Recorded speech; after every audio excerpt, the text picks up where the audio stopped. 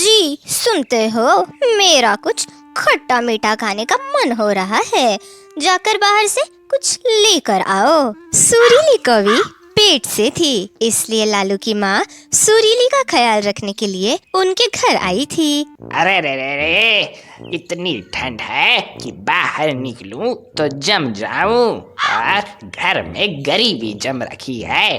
अब ऐसे में कुछ खट्टा मीठा कहाँ से लाऊं?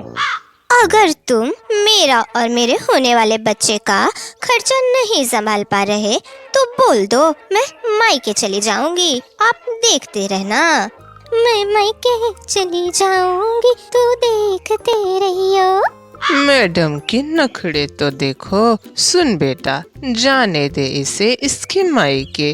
2 दिन में दौड़ी वापस ना आई तो मेरा नाम भी चांदी नहीं।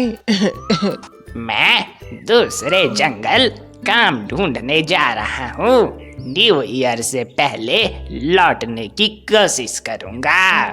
मेरी गैर हाजिरी में तुम दोनों लड़ाई मत करना। मैं भी पंछियों से मिलने जा रही हूँ। हमें नए साल की पार्टी की तैयारी करनी है। अगर 2 दिन में इस बुढ़िया को यहाँ से निकाल नहीं दिया तो मेरा नाम भी सुरीली नहीं। जंगल में ठंड ने तहलका मचा रखा था। दिसंबर महीने की बर्फ बारिश, चारों ओर सन्नाटा। पर इस ठंड में भी सारे पंछी आज अपनी मीटिंग पॉइंट पर जमा हो रहे थे। साथियों, इस बार न्यू ईयर हम ढोलक वन के जंगल में मनाने चलते हैं। वहाँ काला कौवा की 5 स्टार होटल में सारे मिलकर बहुत मजे से पार्टी करेंगे। तुम सब क्या कहते हो? वो तो बहुत महंगा हो जाएगा नीलू।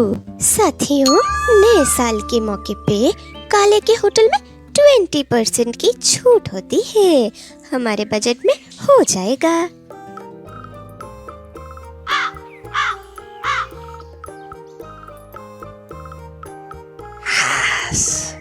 घर पे तो बोल दिया, लेकिन इस ठंड में कहाँ काम ढूंढूं? हाँ, आज इंसानी बस्ती में जाकर कुछ खाने का चुरा लेता हूँ। फिर एक अच्छी नींद लूंगा, काम कल ढूंढूंगा। लालू इंसानी बस्ती की ओर जाने लगता है, पर ठंड के मारे उसे चक्कर आता है और वो धड़ाम से वहीं गिर जाता है।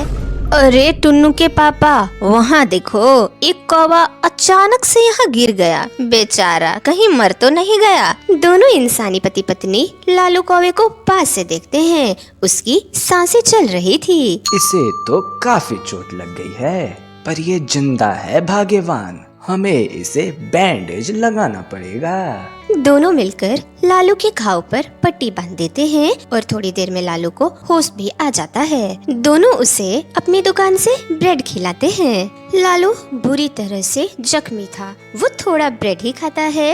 वो उड़ने की कोशिश करता है, पर घाव के दर्द की वजह से उड़ नहीं पाता। मुझे अपने जंगल जाना है। कौवे, तुम उड़ नहीं सकते। तुम्हें काफी चोट लगी है। उड़ने के लिए तुम्हें घाव के सूखने का 1-2 दिन इंतजार करना होगा।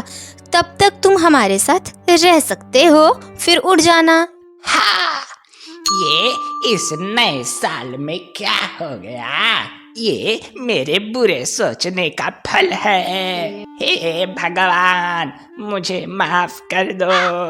लालू बहुत उदास हो गया, पर उसके चोट की वजह से वो मजबूर था। इधर सुरीली पंछियों की मीटिंग पॉइंट पे पहुंच जाती है। साथियों, क्या न्यू ईयर का प्लान बन गया? सुरीली, हम सब ने इस साल की न्यू ईयर पार्टी काले कौवे के 5 स्टार होटल में करने का प्लान बनाया है। क्या काले के होटल में? ना ना, मैं उस मुंहजले के होटल में अपने पाँव भी नहीं रखूंगी। वो लालू जी का छोटा भाई है और हमारी दुश्मनी चल रही है। अरे सुरीली, तुम अकेले कहाँ जा रही हो? हम सब ग्रुप में जा रहे हैं। वो बहुत बड़ा होटल है। वहाँ स्विमिंग पूल, टीवी सब है। बहुत मजा आएगा।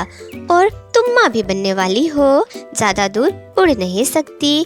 बाकी सारे होटल बहुत दूर हैं। चली जाती हूँ। उस काले को उसकी औकात दिखाकर आऊंगी। ठीक है साथियों, मैं चलूंगी। रात होते के साथ ही ठंड और भी बढ़ गई थी, जिससे सारे पंछी अपने अपने घोंसले में दुबक गए थे। सुबह सूरज तो आसमान में आया था, पर ठंड थी कि कम होने का नाम ही नहीं ले रही थी।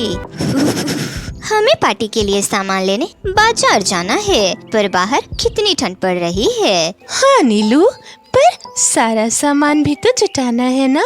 सुरीली कौवी भी पेट से है, वो कुछ कर भी नहीं सकती। गरम स्वेटर पहन लो, फिर चलते हैं मार्केट। इधर 2 दिन बीत गए थे। लालू के घाव का दर्द अब कम हो गया था। अब मुझे चलना चाहिए, पर नए साल के अवसर पर बिना पैसों के घर नहीं लौट सकता।